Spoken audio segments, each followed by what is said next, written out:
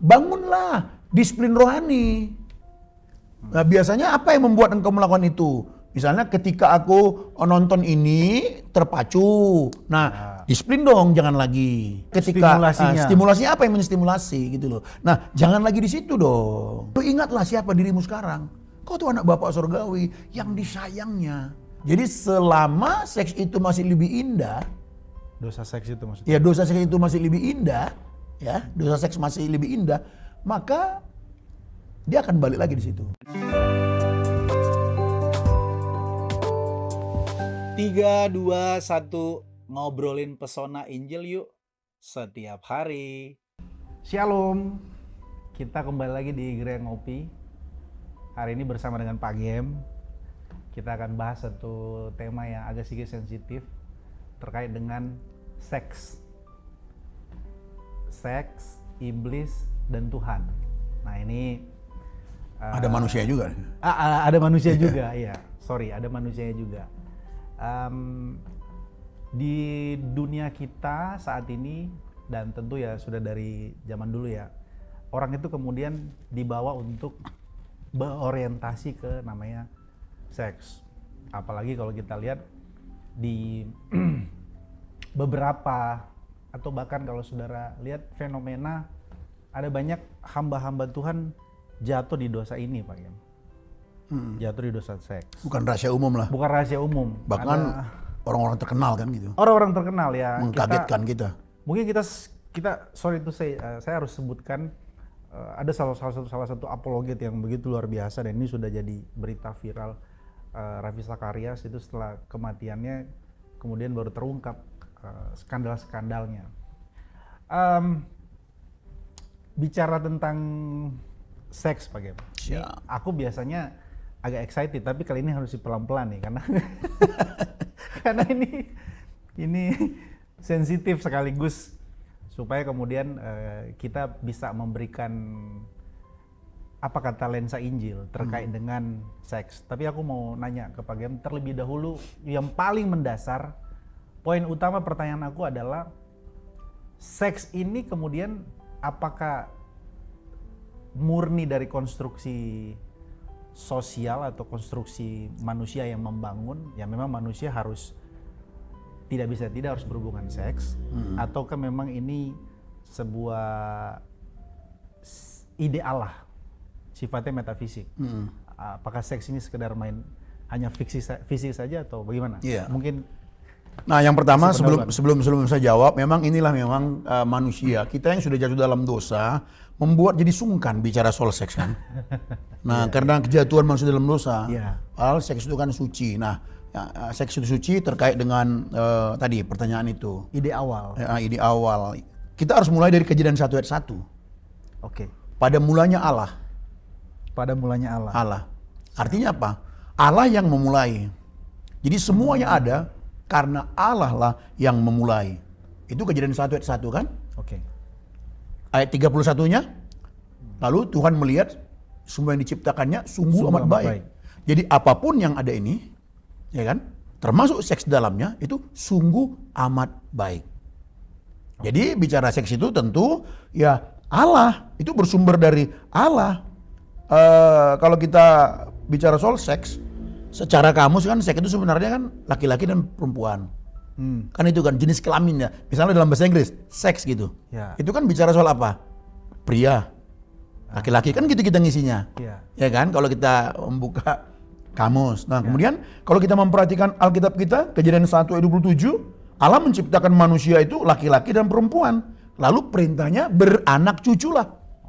Beranak cuculah. Nah, jadi di sini kita bisa melihat kalau bicara seks ini, ya, bahwa Allah menciptakan manusia laki-laki dan perempuan, kemudian beranak cuculah, kemudian keduanya menjadi satu daging. Nah, jadi di sini kita bisa melihat, berarti bicara seks juga itu bicara soal hubungan suami istri. Hubungan suami istri. Hubungan suami istri. Kan gitu, mereka menjadi satu daging. Tadi ayatnya kan begitu ya. Pada mulanya Allah menciptakan, Allah yang memulai, sungguh amat baik, semuanya baik. Kemudian Tuhan ciptakan manusia itu laki-laki dan perempuan, gak ada yang lain. Kan gitu ya. Lalu kemudian Tuhan perintahkan beranak cuculah. Lalu masuk spesifik lagi, Tuhan berkata bahwa mereka itu menjadi satu daging. Nah dari situ kita simpulkan, jadi kalau kita bicara seks juga, itu juga berbicara hubungan suami istri. Nah dari situ kita paham, berarti Allah itu sendiri yang menciptakan seks kan. Jadi seks itu tidak kotor, seks itu suci, seks itu tidak najis, seks itu bermula dari pikiran Allah. Oke, jadi selama ini orang memandang, oh kalau bicara seks itu sesuatu yang tabu, bahkan diasosiasikan bicara seks itu sesuatu yang najis, kotor. Ada yang berpikir bahwa seks itu dosa nih kalau bicara seks. Makanya tadi saya agak ragu-ragu gitu ya. Ini gambaran dari manusia yang Dalam dosa, iya. Kan iya. gitu kan. Tadi menarik apa yang Pak Gem sampaikan bahwa Allah yang menginisiasi ide utama seks itu suci dari Allah, kudus. Lalu kemudian ada di sana bahasa Pak Gem beranak cucu lah, berprokreasi. Apakah tujuan seks itu sendiri? Kita bicara tujuan nih. Apakah tujuan seks itu sendiri bicara tentang ini aja, prokreasi bagaimana? Ataukah ada yang lain? Iya, makanya sekali lagi ya. Jadi saya lanjutkan satu kalimat lagi. Boleh. Karena seks itu adalah idenya Tuhan. Seks itu berasal dari pikiran Tuhan. Seks itu suci, seks itu kudus. Oleh karena itu, seks itu sebenarnya bukan masalah. Seks itu bukan masalah sebenarnya. Karena apa? Karena Allah yang menciptakan seks kan. Siap. Jadi yang bikin masalah itu ya kita.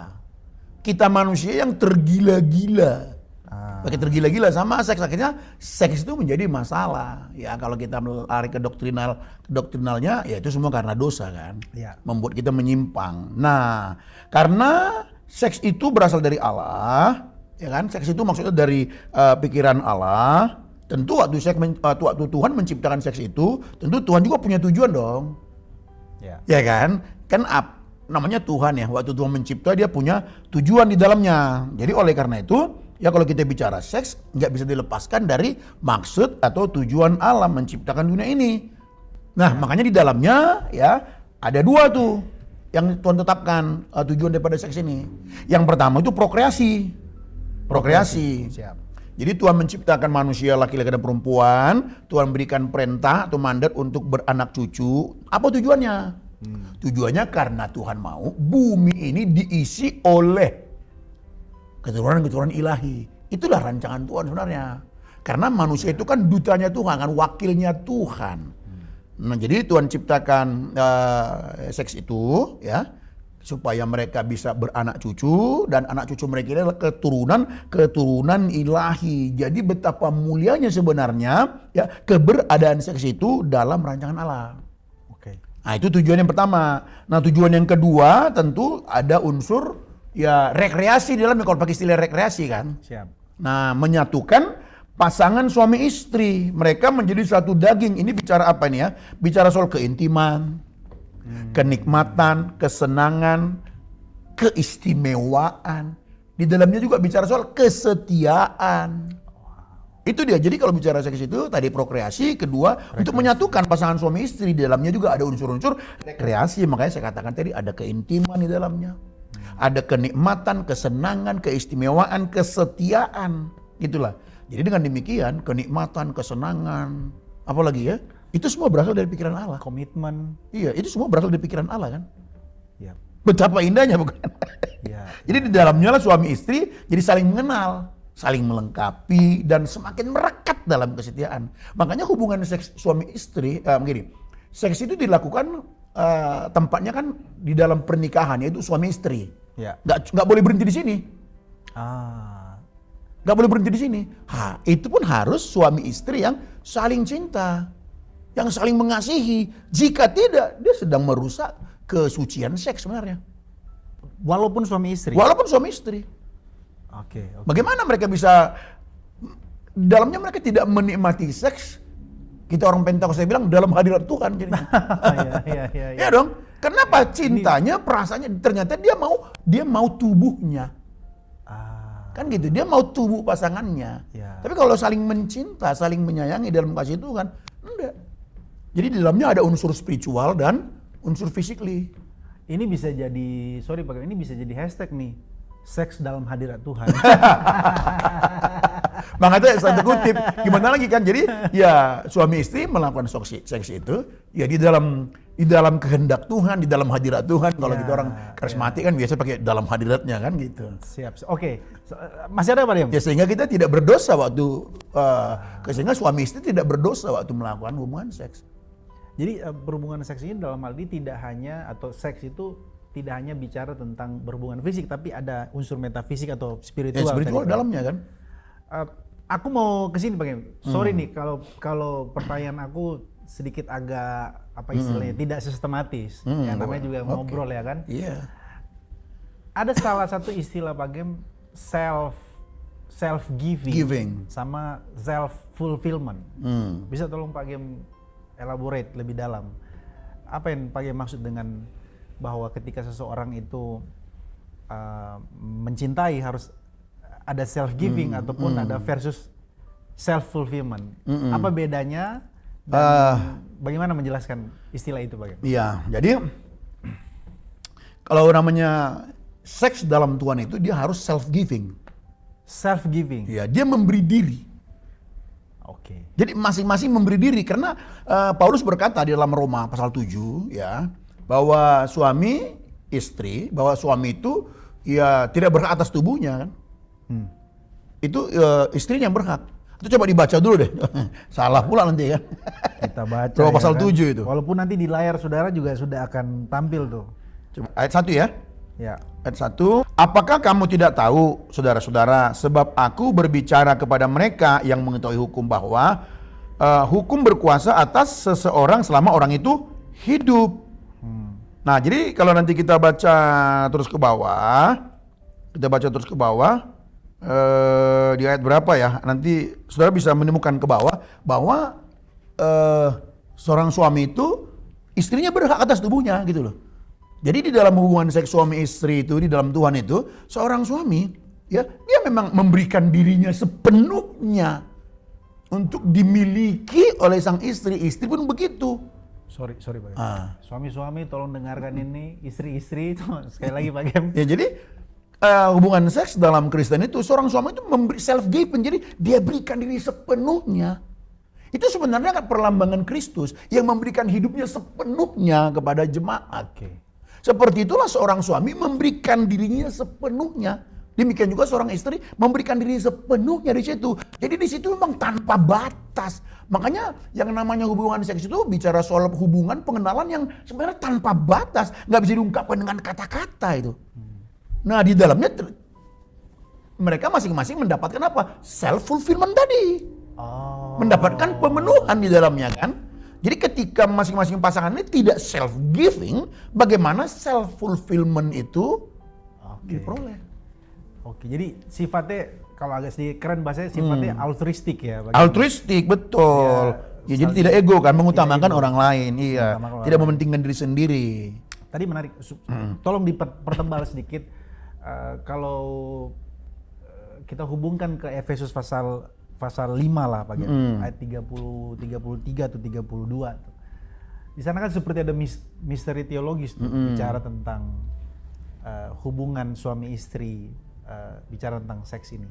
Bisa tolong Pak Gem elaborate yang aku maksud ini? Iya, ini ayat 32 ya, Efesus 5. Efesus 5 ayat 32. Rahasia ini besar, tetapi yang aku maksudkan ialah hubungan Kristus dan jemaat. Rahasia besar. Rahasia ini besar, tentu harus kita perhatikan dari ayat sebelumnya, yaitu ayat 22. Hai istri, tunduklah kepada suamimu. Hai suami, kasihilah istrimu. Standarnya apa? Seperti Kristus mengasihi jemaat. Ya kan? Jadi tujuan Kristus mengasihi jemaat untuk apa? Kan gitu. Tujuan Kristus sampai memberikan nyawa untuk apa? Untuk pengudusan jemaat. Kan gitu. Agar kita dikuduskan tuh ada ayatnya di ayatnya yang ke-25. Hai suami, kasihilah istrimu sebagaimana Kristus telah mengasihi jemaat dan telah menyerahkan dirinya baginya untuk menguduskannya. Supaya kita menjadi cemerlang, tak bercacat di hadapan Tuhan. Itu ayat 25, 26, 27. Nah jadi, hai suami, kasihilah istrimu seperti Kristus mengasihi jemaat. Ya kan? Jadi standar suami mengasihi istri seperti Kristus mengasihi jemaat, yaitu memberi nyawa, self giving tadi itu. memberikan sepenuhnya tanpa disisakan. Tujuannya untuk menguduskan jemaat supaya kudus tak bercela. Lalu di closing sama Rasul Paulus, rahasia ini besar. Yang aku maksudkan ialah hubungan antara Kristus dan jemaat, kan gitu. Nah, ini misterinya melambangkan kesatuan Kristus dan jemaat, melambangkan apa nih? Ada hubungan perjanjian Allah sebagai suami dengan mempelainya. Nah, jadi itu yang dimaksud oleh Rasul Paulus ini. Dan kesatuan ini bisa terjadi dimungkinkan karena Kristus yang memberi dirinya untuk mempelainya, gitu loh. Ya, jadi seks itu boleh dilakukan dalam perjanjian pernikahan seumur hidup yang udah kita diskusi tadi, dan harus eksklusif, I and you, nggak boleh yang lain. Jadi I and you and his. Nah, itu lain lagi kan. Jadi harus aku dan istri gitu, suami istri eksklusif, nggak boleh yang lain. Kalau ada yang lain bukan eksklusif itu udah merusak kesucian pernikahan itu sendiri kan. Nah, jadi itu sangat jelas sekali dikatakan di situ ya. Jadi sebagaimana Allah memberikan dirinya kepada kita di dalam Yesus Kristus dan kita memberi diri kita eksklusif padanya, maka seks itu boleh dilakukan di dalam perjanjian pernikahan seumur hidup tadi itu yang yang disampaikan Paulus dari hai suami kasihilah istrimu seperti Kristus. Ini kan bicara soal perjanjian kan. Bicara soal perjanjian di dalamnya di situ. Jadi Kristus memberi dirinya kepada kita. Itu yang self giving tadi itu. Ini kalau sampai seluruh orang Kristen, pasangan Kristen, keluarga Kristen memahami dan tahu rahasia ini, bisa nggak kita katakan mustahil ada perselingkuhan ya Pak?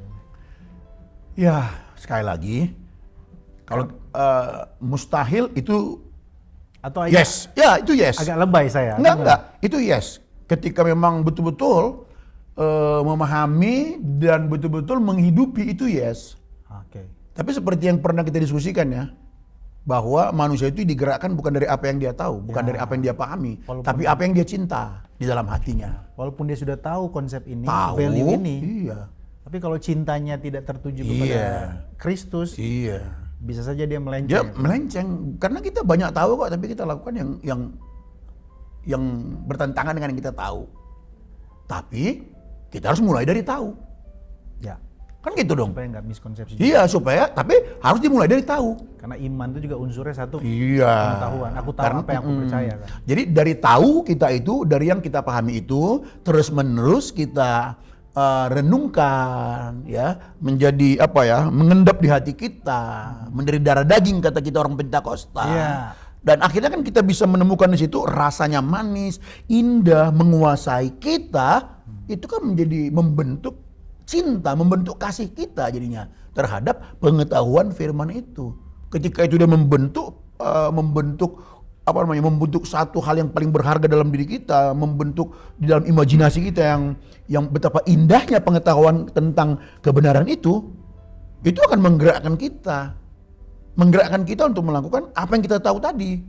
Tapi kalau hanya sekedar tahu tanpa pernah merenungkan, meresapinya sampai kebenaran itu manis, besar, luas, agak berat kita.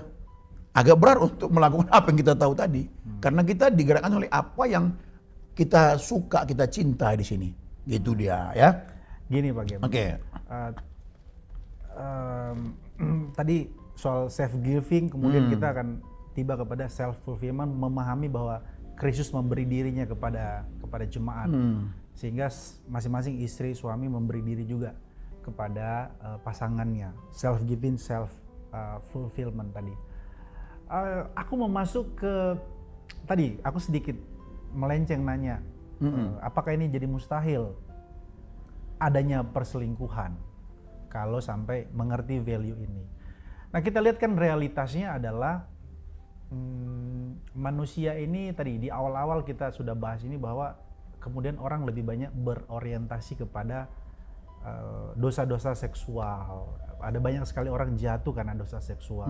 Itu bukan hanya jemaat, bahkan hamba-hamba Tuhan juga kena. Dan tidak menutup kemungkinan kita hamba-hamba Tuhan juga kena juga. Nah, poin saya mau ke Pak Gem adalah begini. Ada orang yang jatuh dalam dosa perzinahan, dosa perselingkuhan, jatuh dalam dosa pornografi, dosa LGBT, dosa percabulan dan lain sebagainya. Ada klaim seperti ini Pak Gem. Ini tuh kerjanya setan. Ini kerjanya iblis. Kerasukan iblis orang itu, sehingga dia terikat, terbelenggu dengan dosa seksual. Atau bahkan ada seorang suami yang berkata begini, ini sedikit kelakar. Suami begini, ditanya sama istrinya, kenapa kau selingkuh dari aku? Terus kata dia, aku ingin coba rasa yang lain. Karena kau rasa stroberi, dia ada vanilanya katanya. Terus istrinya bilang, dasar kau kerasukan setan gitu. Jadi dihubungkan dengan setan. Aku mau tanya terkait dengan iblis atau setan. Di mana peran iblis? Apakah memang ini murni hanya manusia tadi karena kedagingannya, atau ada unsur iblis untuk merusak kekudusan seks ini Pak? Iya, pasti. Iblis pasti selalu mau berperan di dalam segala hal. Makanya kan dari awal tadi kita mengatakan ya bahwa seks itu kan adalah idenya Tuhan, berasal dari pikirannya Tuhan. Dengan demikian, jadi Tuhan itu ada satu buku, judulnya bukunya gini, God Love Sex.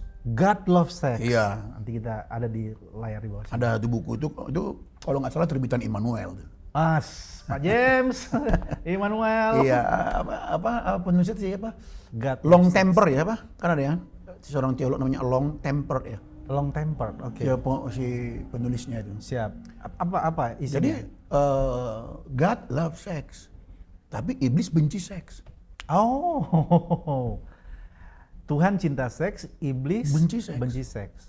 Kenapa? Iblis ini tahu bahwa seks itu adalah sebenarnya satu berkat yang luar biasa yang Tuhan berikan kepada manusia. Karena di situ sebuah kesatuan yang luar biasa, kenikmatan yang tadi dalam yang Tuhan berikan dalam konteks suami istri itu. Dan iblis tahu itu. Maka dia mau merusak dari situ. Makanya lihat di iklan-iklan. Dalam apapun selalu ada bumbu-bumbu sensualnya supaya orang jatuh, dan itu pasti ada iblis yang menunggangin. Itu yang saya pahamin. Karena iblis dia mau merusak kita, dan itu strategi atau sarana yang paling diminatin. Karena ada sebuah kenikmatan di dalamnya. Betul. Yang manusia ya tidak akan pernah menolak itu ketika dia sudah memulainya, kan gitu. Karena dia kan bisa menikmati kenikmatannya tadi itu. Contoh yang tadi, kamu rasa stroberi, aku mau rasa nanas. Iya, aku mau rasa vanila. Rasa vanila atau apapun itu. Bahkan sekarang, bahkan sekarang kalau mau lihat hal-hal yang sifatnya pornografi, seksis itu muncul sendiri di handphone kita atau di laptop kita gitu. Kalau zaman dulu kan susah nyari itu salah satu. Iya, itu pengaruh medsos sekarang kan, pengaruh teknologi. Jadi mudah sekali di dalamnya. Nah, kalau di sini ya berlakulah apa yang kata Tuhan Yesus, sangkal dirimu, pikul salibmu kan. Kan Tuhan tahulah semua itu, makanya dikasih perintah mau ngikut aku tuh sangkal dirimu, pikul salibmu. Nah, hal-hal sederhananya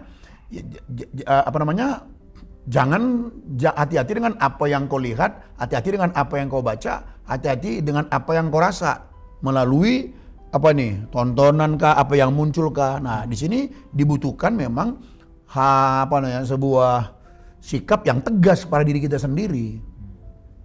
Kita mesti berani tegas sama diri sendiri. Karena kalau kita membiarkan, kita akan hanyut di dalamnya. Nah, disinilah kita membutuhkan Injil itu kan. Disinilah kita membutuhkan terus belajar akan kebenaran Injil supaya Injil itu menguasai kita. Ketika terang Injil, keindahan Injil memenuhi kita, maka keindahan dunia kan pudar.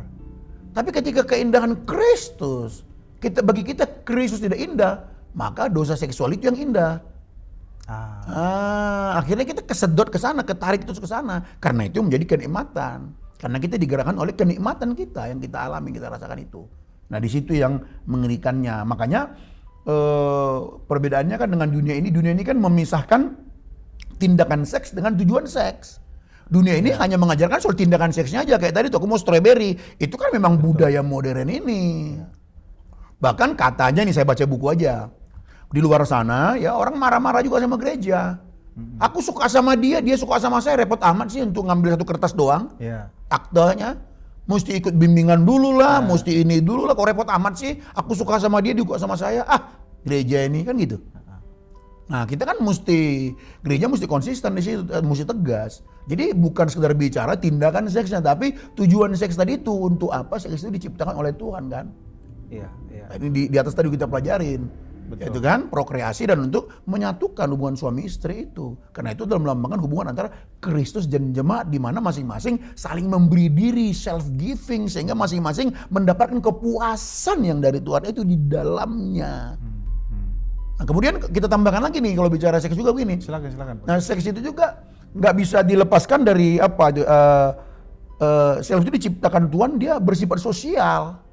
Sosial, oke. Sosial dalam arti nggak bisa sendiri. Nggak bisa sendiri, jadi kita nggak bisa memuaskan diri kita dengan sendiri.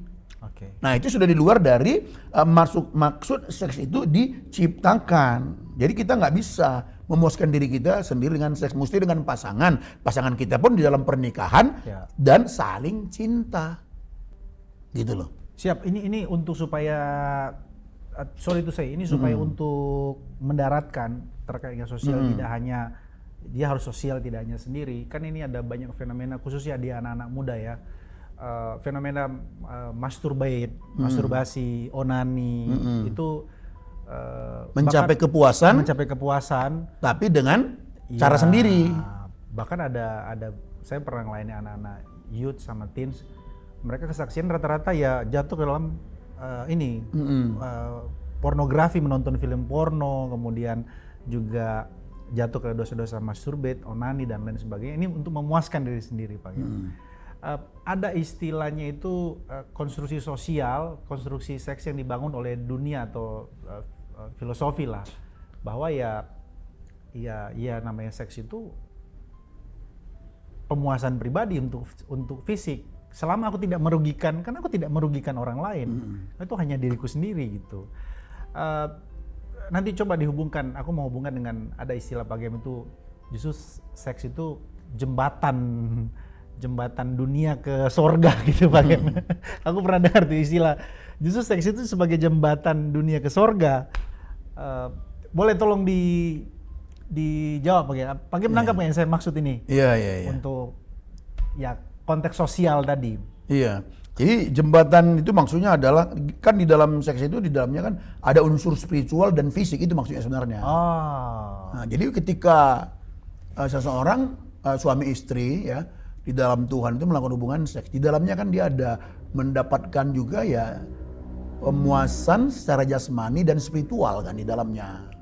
Jadi di dalamnya juga pasangan suami istri itu mereka kan semakin saling mencinta ketika melakukannya di dalam pengertian seks itu sendiri yang benar. Jadi seks sebenarnya untuk mempererat suami istri. Gitu loh sebenarnya. Jadi apa yang dikatakan oleh dunia tadi itu, aku nggak merugikan dia. Nah, itu karena dia hanya berfokus kepada tindakan seks, melepaskan tujuan seks. Tuhan menciptakan seks kan ada tujuannya. Dia nggak peduli itu kan. Iya. Tadi nggak, seks itu kan self-giving. Self-giving. Memberi diri sama seperti Kristus yang memberikan dirinya kepada kita. Makanya dikatakan Paulus tadi bahwa rahasia ini besar. Yang kumaksudkan adalah hubungan antara Kristus dan jemaat. Di mana Kristus telah memberikan dirinya gitu loh. Itu dia. Jadi di dalamnya itu hubungan suami istri itu masing-masing memberikan dirinya. Di dalam kasih Tuhan itu. Nah ketika itu terjadi masing-masing mendapatkan self-fulfillment. Jadi mereka masing-masing menerima, saling dipenuhkan di dalamnya. Nah ini menghasilkan satu sukacita yang luar biasa dan menghasilkan satu cinta yang semakin dalam. Gitu sebenarnya kan. Oke Pak Gem, ini pertanyaanku agak sedikit membantu pertanyaan dari teman-teman kita yang selibat. Rasul Paulus kan juga selibat. Tadi Pak Gem menggambarkan sakralnya pernikahan. Tentu sakralnya pernikahan dalam seksual itu melambangkan Kristus dan jemaat. Lalu bagaimana tindakan suami istri self giving seperti Kristus. Tadi sosial, bahwa seks itu ya ada satu poinnya lagi bahwa itu adalah tindakan sosial, tidak bisa sendiri. Bagaimana dengan orang-orang yang seperti Rasul Paulus, orang-orang yang kemudian tidak menikah? Nah, pertanyaannya? Pertanyaannya, apakah mereka ini tidak mengambil bagian dalam tadi rahasia besar itu bahwa ada dalam pernikahan? Lalu ada poin kedua tadi soal sosial, tidak bisa sendiri. Iya, seks itu diciptakan dengan maksud sosial kan? Sosial ya. Sementara orang-orang yang belum menikah ini atau tidak menikah ini sampai dia meninggal, apakah mereka kontraproduktif dengan firman Tuhan? Ya tentu tidak kan. Tentu kan yang pertama memang ada orang yang dipanggil memang sendiri. Oke. Ya kalau kita sedikit mundur ya. Ada teksnya ya Pak Gem ya? Ada, 1 Korintus pasal 7 kan. Siap. Yesus juga berkata, Tuhan Yesus juga berkata, Matius 19. Nanti bisa dibaca ayat 10 sampai 12 kan. Atau dibaca coba. Dibaca. Matius 19. Matius 19, mulai ayatnya yang ke-10. 12 langsung aja. 12. Ada orang yang tidak dapat kawin karena ia memang lahir demikian dari rahim ibunya. Dan ada orang yang dijadikan demikian oleh orang lain. Dan ada orang yang membuat dirinya demikian karena kemauannya sendiri oleh kerajaan sorga. Siapa yang dapat mengerti, hendaklah yang mengerti. Kan ada orang nggak menikah karena kerajaan sorga. Ya, Rasul Paulus. Jadi seks ini kan bukan segala-galanya, bukan segala-galanya dalam relasi kepada Tuhan, membangun relasi sama Tuhan kan gitu kan. Kan banyak dong cara. Orang membangun, itu kan salah satu. Salah satu berkat di dalam pernikahan. Nah, berkat dalam pernikahan. Makanya gini ya, nggak tahu bisa terima nggak kalimat ini ya. Makanya gini. Makanya orang sendiri kalau bukan karena Tuhan itu bodoh. Kalau orang sendiri, kalau bukan karena Tuhan dia sendiri itu sebuah kebodohan. Bodohan. Karena pernikahan itu adalah rancangan Tuhan, di dalamnya Tuhan kasih berkat yang luar biasa. Bodoh, nggak kita bilang dosa ya, saya nggak bilang dosa, cuman sebuah kebodohan aja kenapa sampai dia memilih begitu. Kecuali memang Tuhan bilang, kau sendiri, atau dia memutuskan sendiri karena kerajaan Allah. Tapi ada orang nggak mau menikah, malah capek ngurus anak ntar katanya. Aduh capek, suami bikin pusing. Bahkan ada sekarang child free, nggak mau punya anak. Iya itu dia child free, nggak mau repot ngurus anak katanya. Repot ya. Iya, itu kan sebenarnya makanya dalam tanda petik saya katakan itu bodoh lah, biar nggak terlalu kasar pakai tanda petik lah gitu ya. Ya bukan kita bilang dosa, terlalu jauh lah ngomong dosa. Artinya Tuhan siapkan loh berkat sama kita, kok kita nggak mau ambil? Kecuali karena Tuhan tadi. Berarti Tuhan punya maksud sama dia. Iya, Tuhan punya maksud sama dia gitu. Apa tadi lagi ya? Iya.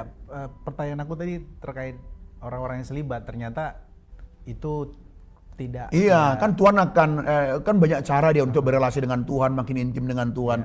Kan banyak cara lah. Jadi maksudnya supaya teman-teman kita yang belum menikah atau masih sampai detik ini memutuskan untuk saya sendiri aja, juga terkonfirmasi gitu Pak Gem. Jangan sampai mendengar ini, ternyata saya nggak ngambil bagian dalam kehendak Tuhan.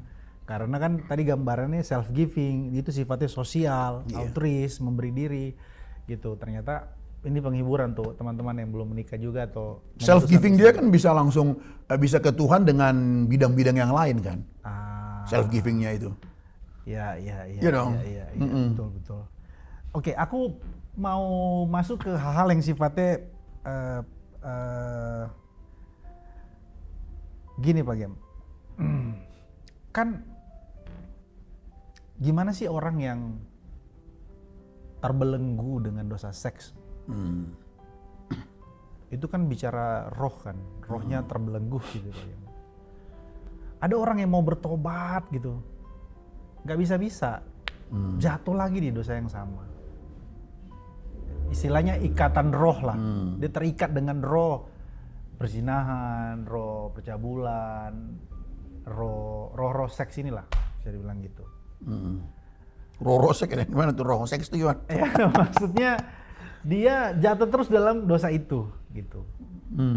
Kan mungkin ada teman-teman kita di luar sana yang sudah hopeless, sampai pada akhirnya aku kayaknya sudah nggak bisa lepas lagi nih dari dosa ini. Bagaimana kira-kira solusi kalau bahasa Pak Gem itu bagaimana Allah kemudian menebus seks, to redeem seks. Ada saya dengar khotbah Pak Gem, to redeem seks. Allah menebus dosa seksual itu. Jadi memang ini kan bukan hal yang bukan hal yang mudah kita diskusikan di sini. Siap. Ya itu paling tepatnya ada konseling lah. Oke. Nah, tapi paling tidak kan sadar dulu bahwa kita berdosa.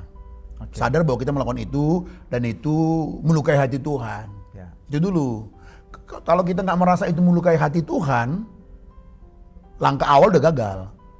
Jadi kita mau sadar dulu, iya aku bersalah, aku membuat hati Tuhan terluka, aku jahat sama Tuhan, makanya aku melakukan ini itu jahat sama Tuhan, itu pertama. Seperti doa Daud ya, Mazmur 51. Iya, Mazmur 51 kan, betul-betul mengaku kan. Nah, jadi setelah itu dia sadar, lalu coba ditemukan selanjutnya, kenapa sampai aku melakukan ini? Apa sih akarnya?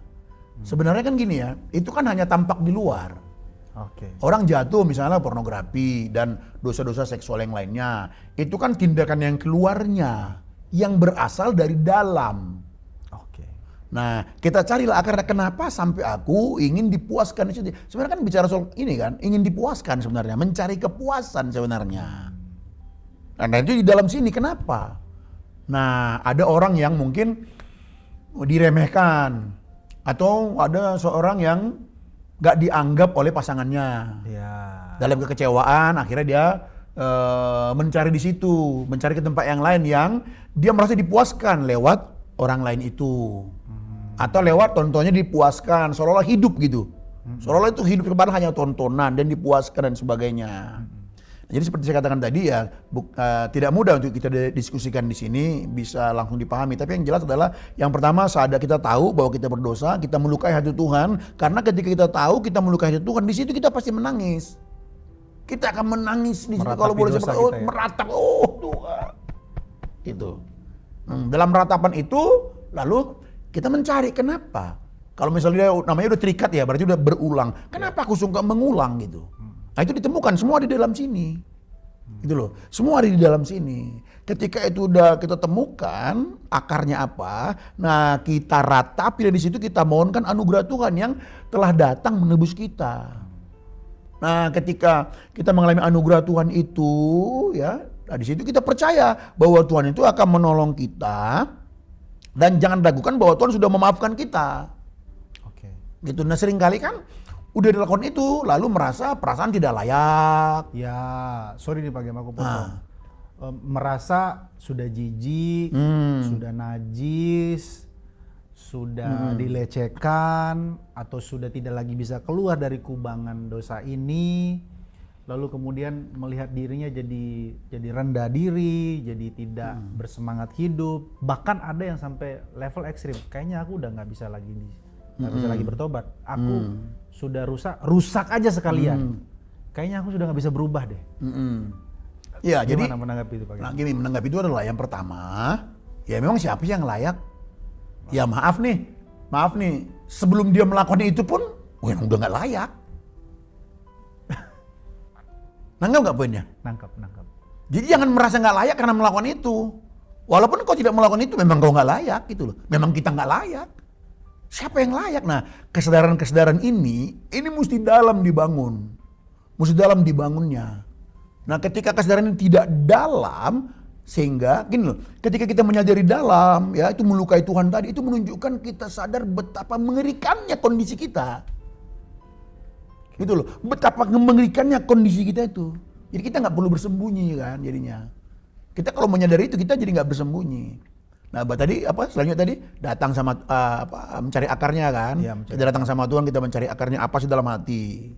Nah, lalu kita mohonkan anugerah Tuhan di situ. Karena hanya Tuhan, hanya anugerahmu yang mampu. Lalu carilah komunitas. Oke.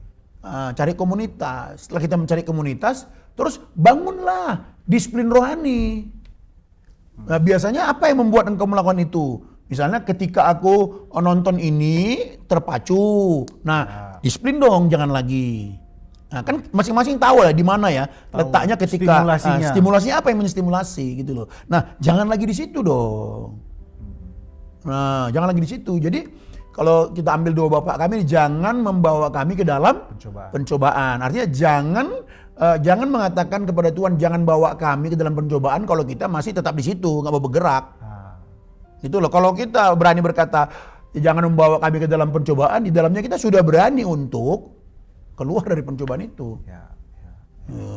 Itu? Nah, jadi cari komunitas. Kok bangun disiplin rohani. Lalu ingatlah siapa dirimu sekarang. Kau tuh anak Bapak Surgawi yang disayangnya, yang dia memberikan hidupnya sepenuhnya, betapa berharganya kita. Coba bangun dulu ini. Kadang-kadang kita kan lemah dalam identitas ini sehingga kita kayak tadi tuh merasa ya menjadi minder. Nah sekarang ingat kau tuh adalah anak Bapak Surgawi yang sudah diampuni oleh Tuhan. Jangan ragukan pengampunan Tuhan itu. Engkau tuh anaknya. Ketika engkau anaknya, bangga kau sebagai anaknya. Nah ini direnungkan ketika, kembali lagi kalimat yang tadi, ketika ini kita renungkan menjadi besar, menjadi manis di hati kita. Ini membangunkan sukacita. Inilah power kita. Inilah anugerah itu sebenarnya. Ya membuat kita akhirnya bisa meloncat untuk berpindah dari itu semuanya. Kalau enggak, maka seks itu masih lebih indah.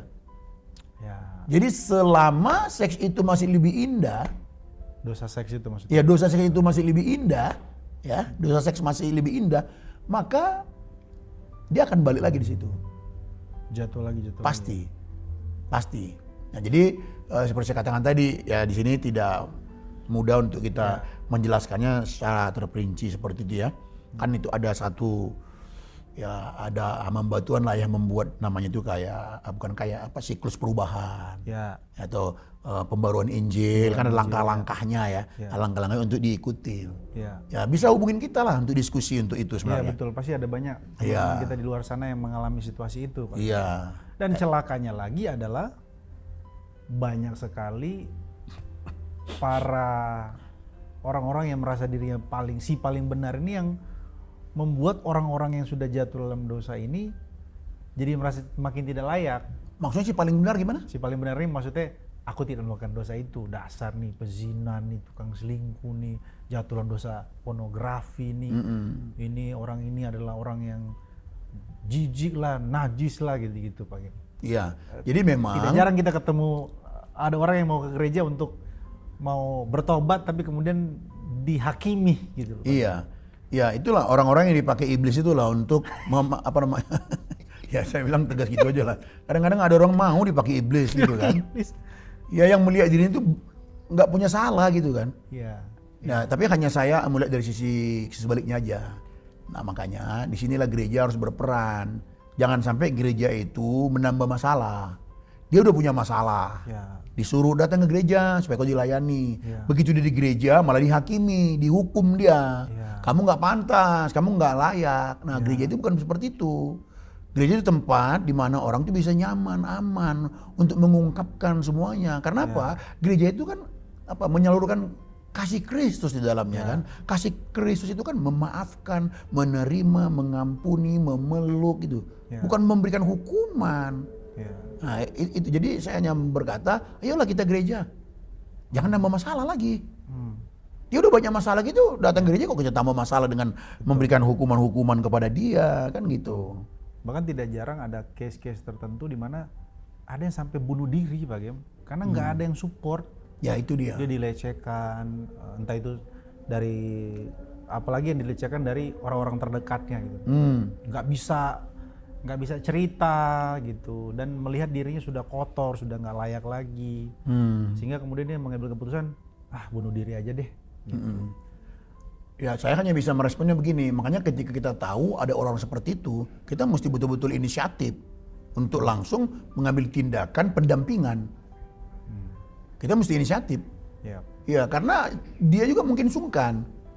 Tapi kalau kita tahu, kita harus inisiatif melakukan pendekatan, melakukan pendampingan bagi dia. Kita harus berinisiatif karena kasih itu kan inisiatif dia kan. Bukan dia, bukan nunggu. Kalau dia mau nanti ya udah aku layani, kalau enggak lah. Nah itu kan bukan kasih sebenarnya. Ya. Itu hanya kisah-kisah yang menyakitkan aja atau kisah-kisah yang menyedihkan. Wow. Nah disinilah mimbar-mimbar gereja itu mesti keras suaranya. Mesti keras suara mimbar-mimbar Kristen itu untuk menyuarakan soal seks dalam panah Alkitab ini. Ya.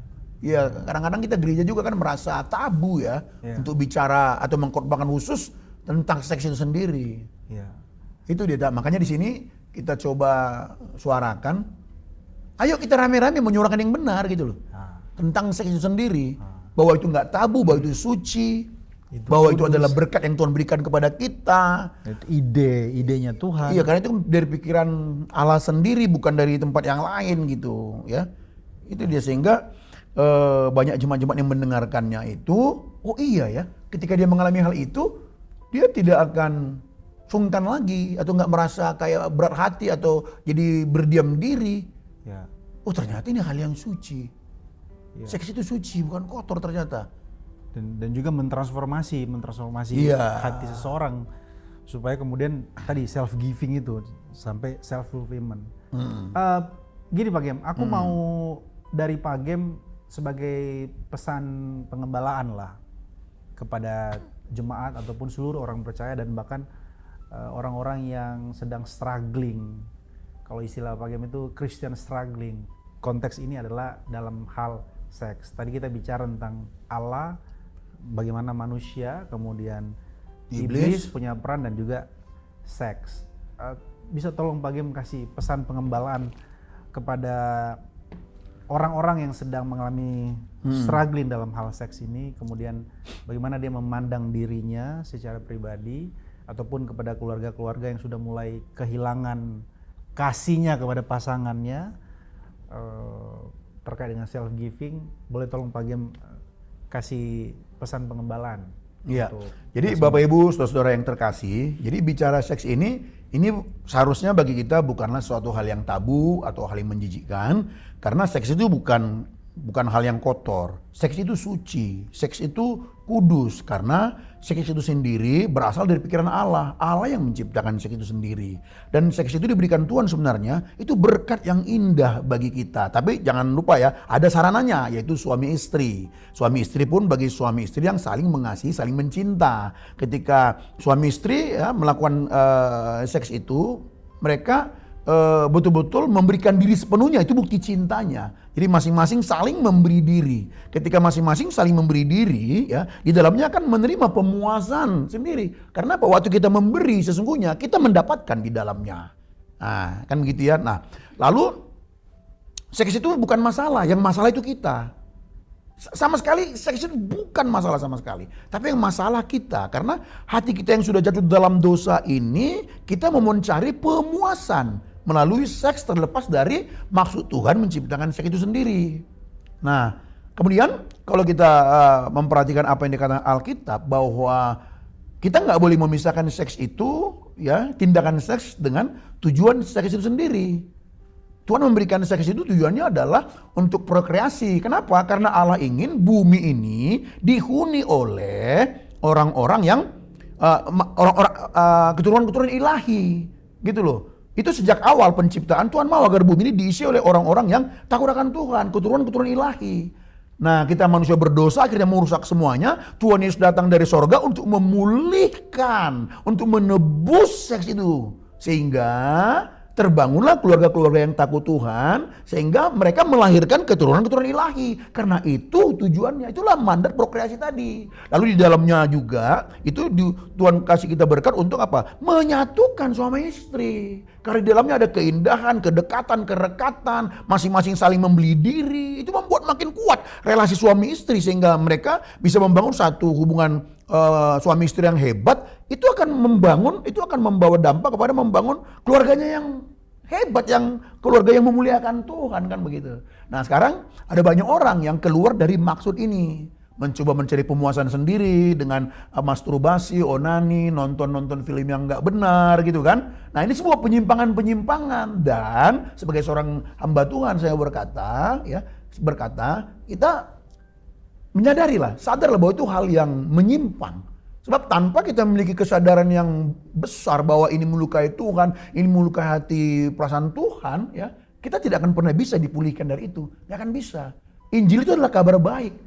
Kabar baik kalau kita memahami kabar buruknya. Nah, kita sudah buruk sekali.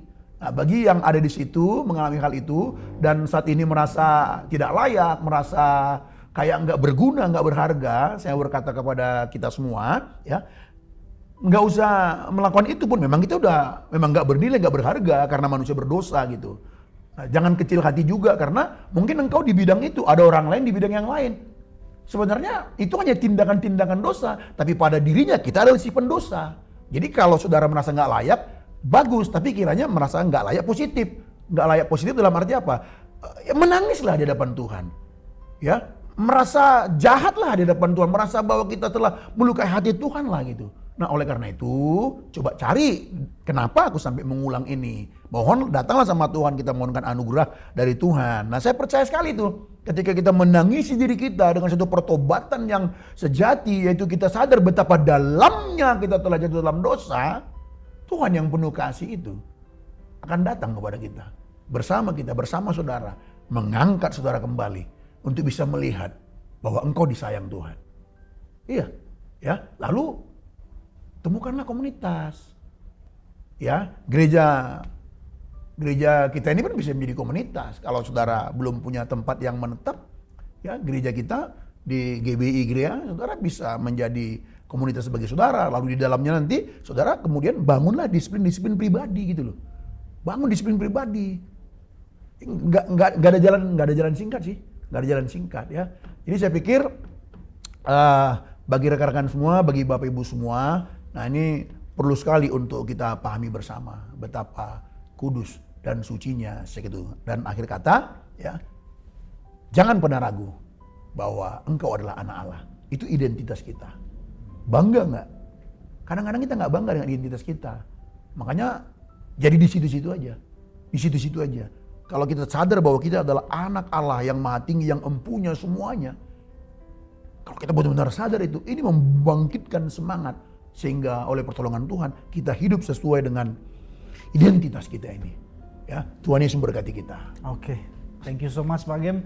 Jadi sekali lagi saya ingin mengajak atau mengundang rekan-rekan semua, saudara bisa cari komunitas saudara di gereja saudara, ataupun saudara bisa datang ke gereja kami GBI Grea Christ Community. Di sini ada alamat-alamatnya, ada di Igrea Serpong, ada di Igrea THB, dan juga di Igrea Kelapa Gading. Kami sangat terbuka, membuka hati. Tuhan Yesus berkata bahwa barang siapa yang datang kepadaku tidak akan kubuang, dan kami pun menerima saudara apabila saudara ingin konseling, sama-sama kita bertumbuh dalam iman untuk dalam perjalanan iman bersama. Jadi cukup sekian Pak Gem. Nanti kita ngobrol lain waktu terkait tema-tema yang lain. Kiranya pesona Injil semakin mempesona hatimu dan hatiku. Tuhan Yesus memberkati. Sampai jumpa. Sampai jumpa. Lain waktu kesempatan. Mantap.